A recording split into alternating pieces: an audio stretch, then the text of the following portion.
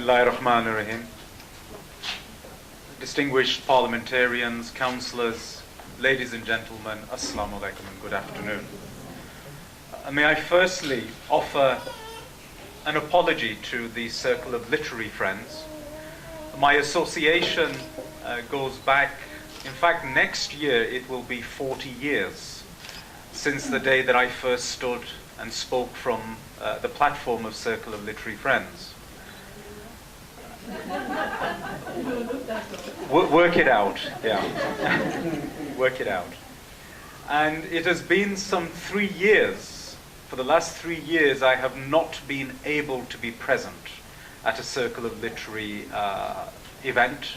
And for that, I give my apologies, but I have very good reason for all of those absences. So I'm delighted after that small absence to be back here again.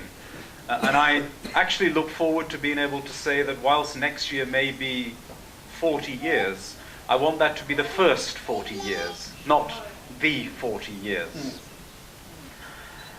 Of course, today we are gathered in order to celebrate a life and a leadership that came to Pakistan in the form of Quaid-e-Azam Muhammad Ali Jinnah.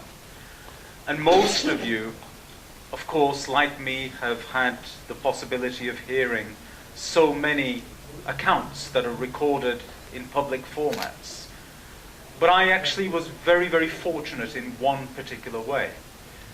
When I served as a local councillor in Pendle from the age of 23 for some 8 years, I was very lucky that I was serving alongside a fellow councillor called Roy Clarkson. And he had actually served in the British military and had been based in then India. And whilst he had been based there, he had been assigned the responsibility as being one of the bodyguards for Muhammad Ali Jinnah. And I served with Roy Clarkson for a period of 5.5 years.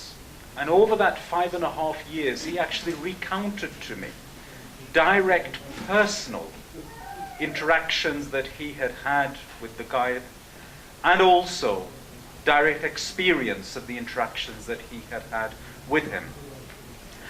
And I recall him telling me very clearly that one of the things that always struck the core team that were with Quaid-e-Azam Muhammad Ali Jinnah at all times was that regardless of whether he was meeting with a world leader or whether he was speaking to one of his core team, he treated them exactly the same.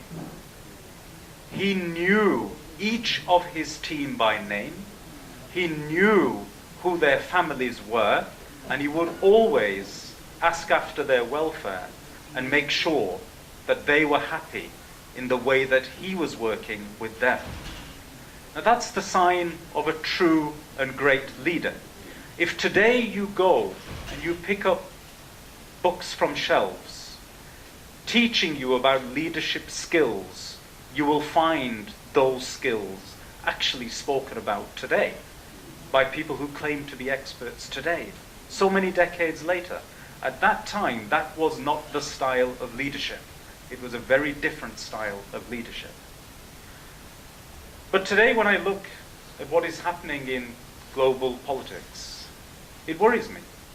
There are reactionary forces that are at work worldwide. You will see them here in front of you, in our country, and you will see them in every single country or nation that you should choose to examine. Much is being said about challenges that are being posed upon the way in which different communities are treated in societies. But I want to go on record for saying this. Whether it is Islamophobia, or whether it is anti-Semitism, or whether it is any other form of discrimination, our societies cannot afford but to protect everybody on an equal basis. And that is what we should do. And that is why it is absolutely essential.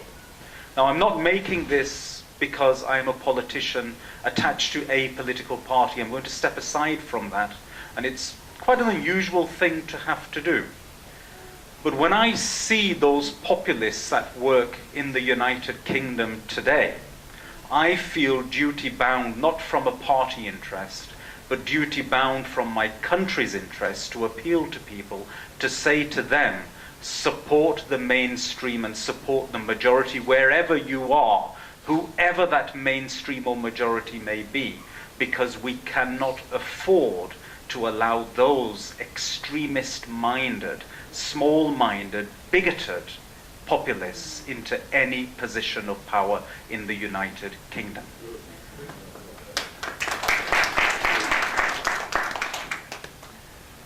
And I have another question as well. I'm currently thinking about all of these things. And I was reading about some of the reactions that have taken place in various countries to the publication of these cartoons, once again by the same magazine. And it struck me that all of these countries where these reactions are taking place are countries with which European nations have long historical ties and connections. Whether it is Pakistan or Niger or Algeria, and the list goes on. These are all countries that have extremely close links with European nations. Now, can we, as Europeans, really afford to put at risk those historical ties?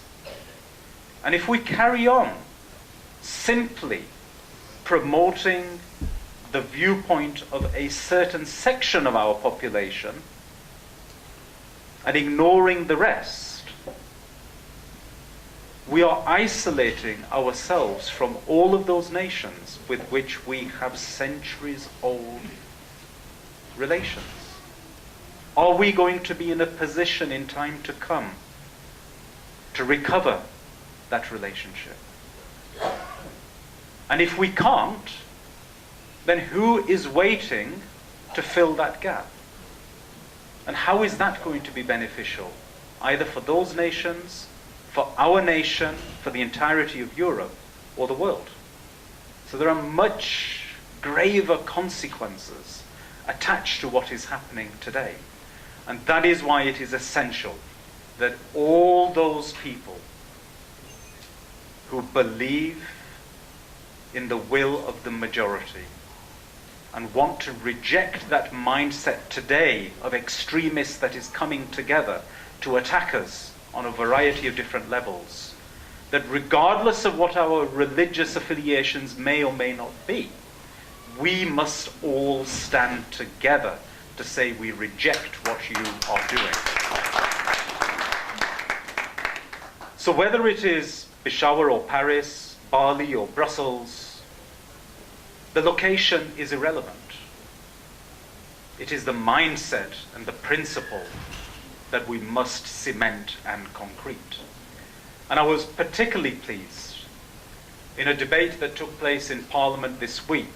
The new, effectively, Foreign Minister of Europe, Madame Mogherini, actually stated from the floor that part of our narrative must be to ensure that people are educated about one fact, and that is that the biggest victims of these terrorists to date have actually been Muslims.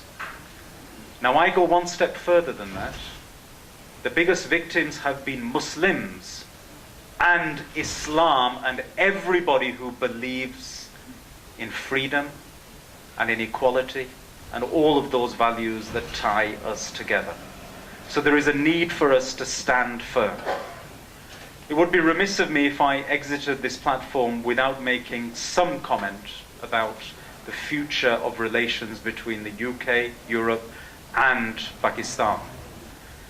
And I feel particularly pleased to be able to come into my constituency and to be able to inform you that we have a resolve which is ever stronger than it was before, after Peshawar. That we are going to stand firmly and squarely by the people of Pakistan. And we are going to build, despite those voices that are trying to undo some of the things that we have done, we are going to build upon the incentives and relations, whether it is trade or otherwise, that we have already put in place with Pakistan. And actually we're going to move forward and come forward with new initiatives. So I hope in 12 to 18 months from now to be in a position to be able to present to you further achievements that we have delivered from an EU level that are going to have dramatic effects on strengthening the economy in Pakistan. Already since January the 1st last year up until the 31st of December this year, there has been a 20% increase in exports from Pakistan to the European Union, the largest trading partner that Pakistan has. And a core part of our policy must be to strengthen Pakistan's economy, to ensure that people there are able to stand firmly and face those terrorists. And that is a burden that the people of Pakistan have carried on sometimes very weak shoulders on behalf of the international community. Today the international community must come and help lift that burden with those Pakistanis. Thank you. Thank you.